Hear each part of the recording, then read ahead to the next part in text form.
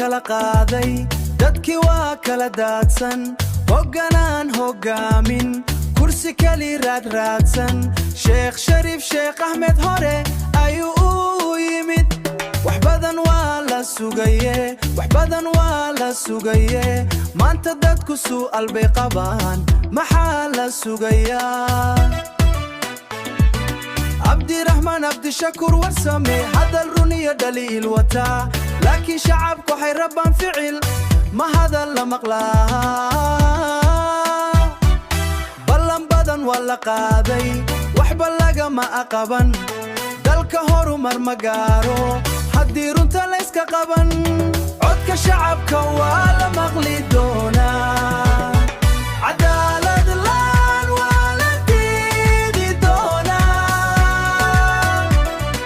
hoggaan cusub baa loo baahan yahay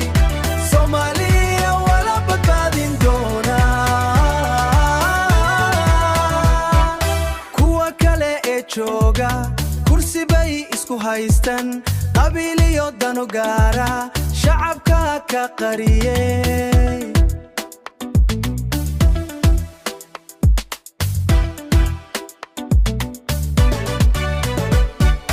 mid walba wuxuu leeyahaniga i doorta laakiin shacabka waxay liin wax qortaa laakiin shacabka waxay liihiin wax qabtaa codka shacabka waa la maqli doonaa cadaalad laan waa la diidi doonaa hoggaan cusub baa loo baahan yahay Soomaaliya wala badbaadin doonaa